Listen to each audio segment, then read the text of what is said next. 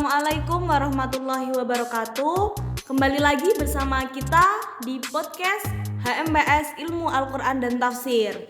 Nah sekarang kan kita menginjak tanggal 26 Oktober 2022, yang mana kita telah melaksanakan pasca Hari Santri yang diadakan kemarin ketika tanggal 22 Oktober. Nah, di sini saya bersama narasumber hebat Pak Ustadz, Ahlul Quran, Ahlul Kitab, Ahlul Tilawah, Masya Allah. Ya, namanya yakni Al-Mukarram Sukmadi. Beliau akan menjelaskan sedikit. Tapi sebelum beliau menjelaskan, mohon izin saya memperkenalkan diri. Nama saya Nisa Kamila Labibah. Saya di sini sebagai penanya-nanya. Oke, lanjut. Halo, Pak Ustadz Sukmadi. Halo, alhamdulillah. Apa kabar? Alhamdulillah baik. Masya Allah. Oke, kan kemarin kita habis melaksanakan upacara akbar terkait Hari Santri Nasional tahun 2022. Nah, berhubung kita ini mahasiswa di kampus yang UI Negeri Raden Mas Said Surakarta. Nah, di sini kan kita selain menjadi mahasiswa, kita juga memiliki peran yang berbau kepesantrenan. Nah, menurut Pak Ustadz ini peran santri di akademik itu, di dalam bidang akademik itu bagaimana? Peran santri ya? Waduh, ini kok berat banget ini temanya. Iya.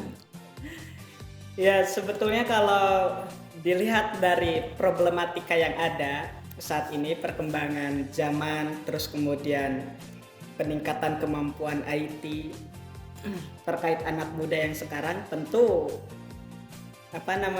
peran santri dalam akademik ya harus ada sumbangsi atau harus ada peran yang harus dituangkan dalam bidang keakademikan. Kenapa? Karena masyarakat sekarang yang kita hadapi, media berdakwah, terus kemudian pengajaran, terus kemudian lembaga-lembaga yang lain juga memerlukan pemikiran-pemikiran baik berbasis akademik maupun sosial atau kemasyarakatan. Santri yang sejak dulu misalnya sudah mondok di pondok pesantren, beliau yang sudah dekat berbaur dengan masyarakat tentu akan lebih paham. Nah, ketika mereka terjun di dunia akademik, mempelajari dunia akademik, bagaimana sistem pemikiran yang ada, tata cara pengolahan bahasa, istilah-istilah. Nah, itu yang penting. Ketika itu maka dia akan paham kedua-duanya. Maka struktur dakwah seorang santri tidak hanya diterima oleh masyarakat sekitar atau sekelilingnya. Anak muda yang sekarang misalnya mempunyai pengetahuan yang umum dan yang lain, ketika menerima dakwah yang sesuai dengan postur mereka, itu juga akan lebih menarik. Kan akademik, meskipun di bidang lain juga banyak, karena misal Kementerian Agama atau lembaga-lembaga kayak NU, terus PCNU sekarang kan perlu anak-anak intelektual itu, termasuk santri. Oke.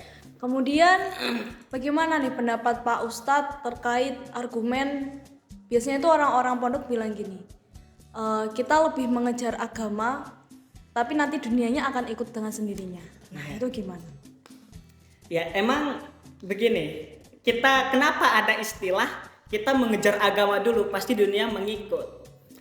Kalau kita dibalik, sesuatu yang sudah jelas itu kan dunia. Betul.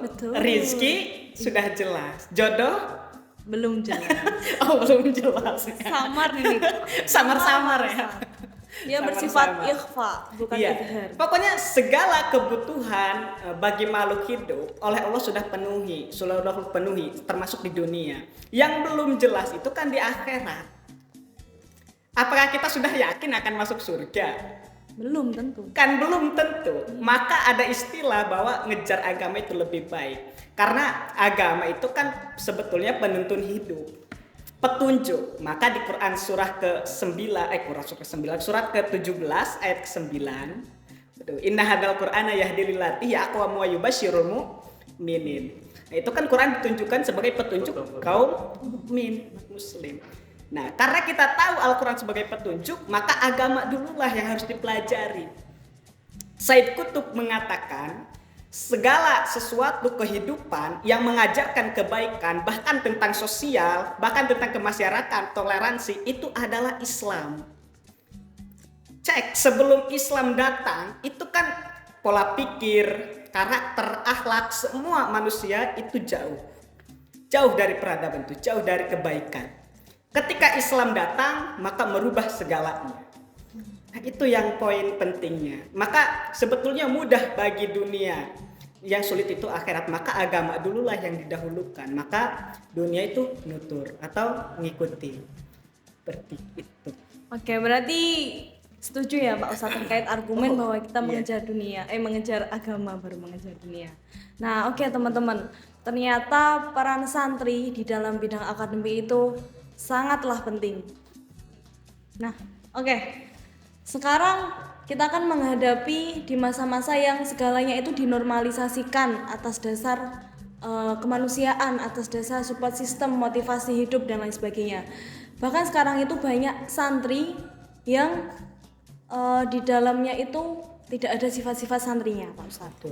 Nah, sekarang juga banyak ini kita akan menyandang Universitas Islam. Nah, tapi di dalamnya ya kita tahu sendiri, kita melihat sendiri setiap hari bagaimana para mahasiswa-mahasiswinya bersama, bagaimana para santri-santri yang juga sedikit melanggar kode etik kesantrian. Nah, itu bagaimana ya Pak Ustadz? Itu kan juga termasuk tantangan kita di masa sekarang dan masa mendatang. Iya, tentu ya mungkin kita banyak lihat ya, mungkin santri kok nggak kelihatan santrinya gitu, atau justru perilakunya juga jauh dari kata santri. Ya sebetulnya itu sih bukan problem yang besar menurut saya, karena ya santri itu kan nggak mesti harus setiap hari sarungan, atau nggak setiap hari itu fokusnya ibadah di masjid aja kan. Nah, nggak seperti itu. Makanya adanya peran santri penting dengan hubungan dengan akademik, yaitu tadi bisa menyesuaikan dengan perkembangan saat ini. Oh, berarti santri itu fikuli zaman memakan ya? Iya. Jadi kayak misal beginilah. Kalau misalkan dulu hijab yang dianggap hijab itu kan kerudungnya sampai lutut misal. Iya. Sekarang fashion hijab itu kan udah banyak. Nah, sama sekarang. Penampilan itu juga mempengaruhi. Nah, kalau misalnya kalau kita mau identik dengan santri ke pondok pesantren atau salaf, tentu pakaian kita pasti ada yang menciri khaskan, kayak pecian, sarungan, baju kokoan. Beda misalnya kalau kita sudah terjun di masyarakat yang misal di bidang itu, ya orang-orangnya berbeda lah, ranahnya bukan pondok pesantren. Tentu pakaian juga akan berbeda. Nah, makanya santri sekarang kan ya begitulah. Di antara banyaknya santri-santri yang kayak dulu yang selalu menciri khaskan dia sebagai santri salaf, santri yang selalu berkunjung masyarakat. Ketika sekarang berkembang, mungkin ada itu perkembangan. Santri ya pakai celana ya nggak masalah. Yang penting pengetahuan mereka, jati diri mereka tidak merubah sedikit pun sebagai santri, yang selalu bisa memberikan dakwah positif bagi sekali kalangan baik anak muda maupun lanjutan usia. Oke. Pak Ustadz, santri itu kan bisa dibilang sebagai pilarnya bangsa, salah satu pondasi merdekanya bangsa Indonesia ya. Nah, tapi pada implementasinya sekarang kita kan terbagi menjadi dua, antara pesantren modern dan pesantren salaf. Namun dalam praktiknya di dunia sosial, di dunia masyarakat, malah masyarakat itu lebih percaya kepada kiai-kiai atau para santri yang dari pondok pesantren salaf. Nah, itu gimana Pak Ustadz? Padahal kan pondok pesantren ini per hari ini sangat berkembang banyak sekali. Namun yang dituju atau yang dijadikan sebagai pedoman, patokan ya hanya itu saja.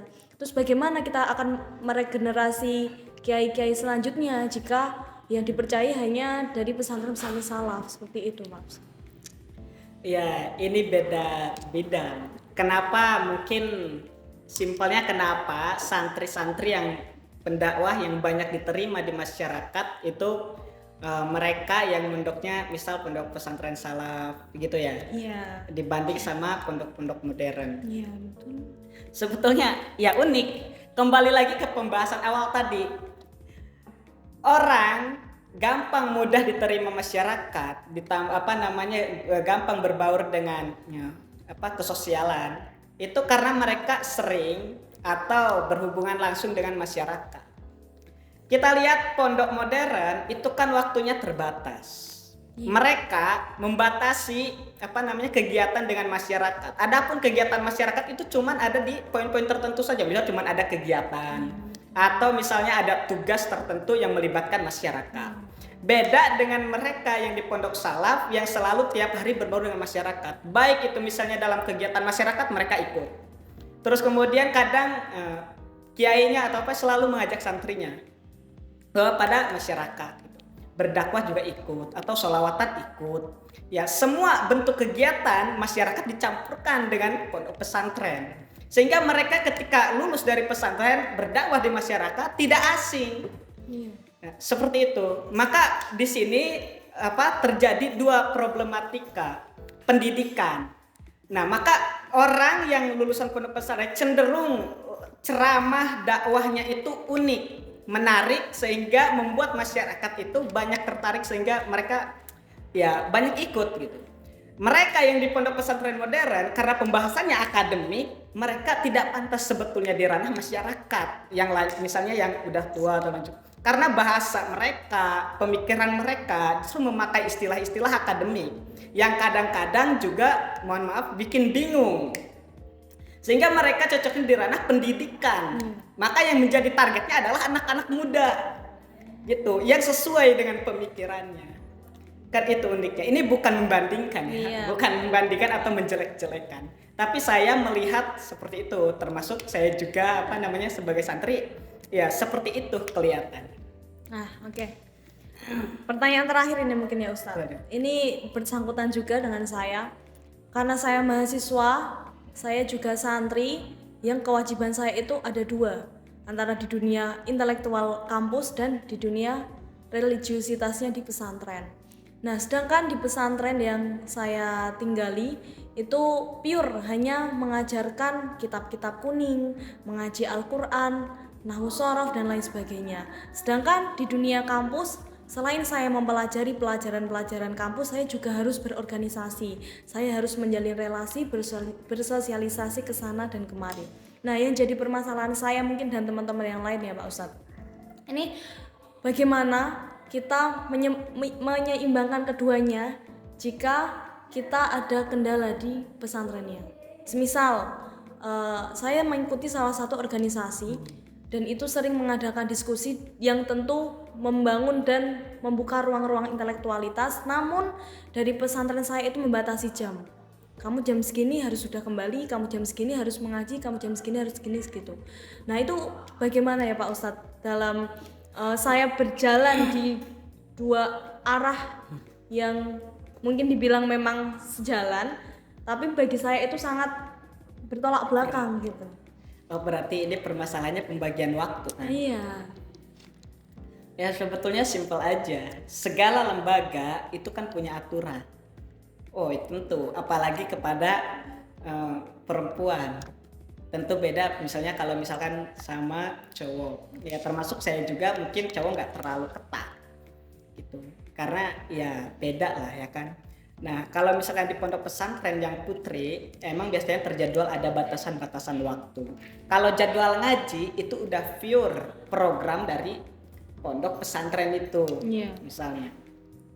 Ya tinggal kamu pilih aja. Segala sesuatu yang penting bagi kita itu apa, maka itu yang harus didahulukan. Kalau misalnya kedua-duanya penting, saya nggak yakin.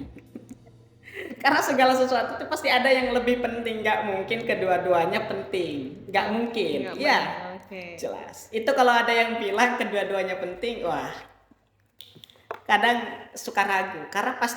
Karena ya itulah sifat manusia itu pasti memilih. Segala sesuatu dipilih. Ya, sebetulnya begini, apa yang lebih penting itu sebetulnya pondok pesantren yang ngajarkan kitab kuning, terus kemudian apa namanya, misal kayak kitab-kitab kecil, Ta'alim, Bidayatul Bidayah, Fathul Qorib, terus apa namanya, Riyadhus Shalihin yang fikih. Itu kalau mereka belajar yang kayak begitu, justru ilmu pengetahuan yang paling mendalam ada di kitab itu. Ya, Iya. serius. Ini serius. Kenapa? Mereka yang belajar di pondok pesantren bisa melampaui pengetahuan orang-orang yang belajar misalnya pelajaran umum.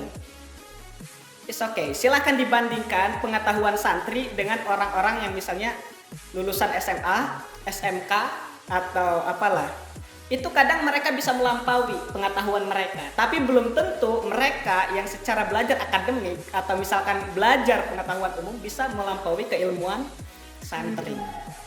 Karena kenapa? Mereka mempelajari kitab-kitab yang ditulis oleh ulama, misalnya Imam Al-Ghazali, terus kemudian apa namanya Imam Syafi'i dan yang lain. Maka otomatis apa yang mereka baca, mereka akan mengikuti pemikiran si penulis, pemikiran ulama. Makanya kadang logika yang dipakai dalam memahami hidup juga mereka tuh terlalu mudah, karena mereka belajarnya yaitu. Beda dengan kita yang selalu berpikir logika, berpikirnya simpel, berpikirnya apa-apa harus menjadi tolak ukur. Nah itu apa namanya, jadi kalau misalnya kita pilih yang mana, ya justru yang paling apa namanya bagus itu ya pondok pesantren.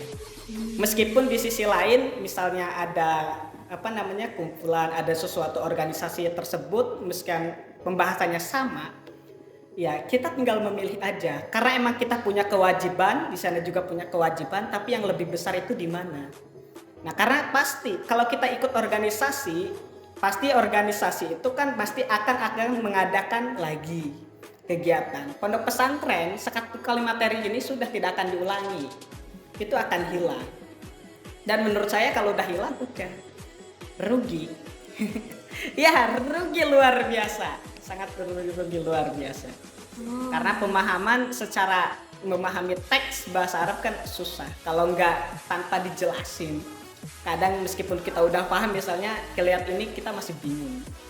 Ya, cuman kalau misalkan di ranah mereka itu kita masih bisa berdiskusi kalau di organisasi, karena misalnya ada luang waktu kita bisa main berdiskusi lagi, menanyakan materi yang udah ada. Oke. Kalau mungkin ini pertanyaan yang sedikit sensitif dan mengotak-atik privasi Ustadz ya. Ustadz ini kan juga aktif nih sebagai aktivis di kampus. Ustadz juga aktif sebagai pengurus mungkin di pesantrennya. Nah, Ustadz ada nggak? Kan tadi Ustadz bilang kalau hidup itu pilihan, pasti condong kepada salah satu. Kalau dari sisi Ustadz ini condong kemananya? Saya condong ke, menurut saya penting. Saya di pondok. Kalau urusan apa segala sesuatu yang meninggalkan ngaji atau apa itu kadang saya tenggak respon. Karena sekarang saya di apa departemen pendidikan juga di pondok. Nah, sama kalau misalkan di kampus. Di kampus kan siang. Terkecuali emang ada kegiatan yang benar-benar apa menjadi tanggung jawab saya di situ, baru saya juga milih. Jadi sesuai dengan porsi. Kalau misalkan apa namanya ada jadwal ngaji, ya saya ngaji. Saya tetap ngaji di mana-mana itu. Ya itu yang penting itu ngaji, karena apa ya? Poin ilmu itu ya mahal. Ya, Mahal. ya mahal. Jadi seorang guru menjelaskan itu bagi saya ya luar biasa manfaat. Jadi sebetulnya organisasi juga misalnya bisa aja apa namanya saya tinggalkan untuk kepentingan itu. Kalau emang betul-betul tidak memberikan apa, buat diri saya sendiri keuntungan ataupun kontribusi buat diri sendiri itu saya tinggalkan. Makanya saya di sini cuma ikut beberapa organisasi yang di dalam kampus, yang di luar enggak. Karena saya tahu karena waktu saya terbatas, jadi nggak bisa lama-lama dan harus membagi waktu, termasuk sama kuliah. Tapi yang paling penting kuliah sama ngaji itu tadi. Kalau organisasi ya itu nanti urusan lain. Kalau misalkan ada waktu longgar ya saya kerjakan. Kalau enggak ya udah. Oke. Jadi dari tadi yang saya garis bawahi itu santri, organisasi, ngaji, mahasiswi, biar II semua ya teman-teman. Mahasiswanya nanti dulu. Nah, Lucu ya. berusaha lucu gitu. Iya lucu. Ya begitu. Oke Ustadz, mungkin kita nggak bisa ya menyeimbangkan antara beberapa aspek yang membelenggu kita. Kita pasti condong ke salah satu ya Ustadz ya. Soalnya begini, kalau kita misal sebagai santri ikut organisasinya apa gitu, baik itu PMII, PCNU atau HMPS di sini ya, kita berbaur dengan mereka misalnya mungkin ada beberapa golongan juga yang sama santri atau yang enggak. Justru kita bisa bertukar pikiran di situ. Mungkin mereka yang pemikirannya berbeda dengan kita, ya itu kan yang bikin unik. Iya betul. Nanti bisa memahami tuh kondisi-kondisi. Biar jalannya tuh nggak lurus-lurus aja gitu Ustadz. Kita juga tahu kan yang dinamakan moderat itu kan kita harus mampu dan mau mempelajari dari golongan-golongan yang berbeda dengan kita. Enggak terus kita kok misalnya kalau dari sisi rantai pendidikan, misal dari MI, MTS, MA, terus UIN itu kan sangat lurus sekali ya, sedikit-sedikit belok gitu. Iya, itu kan unik ya. Pokoknya itulah ada sisi baik. Iya. Oke teman-teman, sekarang kita sudah berada di penghujung waktu karena Pak Ustadz juga segera akan ada acara atau job ya teman-teman. Nah, Hari Santri itu kan diperingati setiap tanggal 22 Oktober karena pada tahun 1945 yakni ada peristiwa kemerdekaan dan peran para kiai dalam kemerdekaan bangsa Indonesia itu sangat besar, oleh karena itu diperingati di tanggal 22 Oktober. Namun perlu diingat teman-teman bahwa Hari Santri itu tidak hanya pada tanggal 22 Oktober. Selama setahun penuh 365 atau 366 hari itu seluruhnya adalah Hari Santri. Jadi berapapun tanggalnya, dimanapun kita, dengan siapapun, kita harus tetap tanamkan bahwa santri itu ada dalam diri kita, ada dalam hati kita. Oke teman-teman, mungkin cukup sekian. Bila ada salahnya saya mohon maaf. Wallahul muwaffiq ila aqwamit thoriq. Wassalamualaikum warahmatullahi wabarakatuh.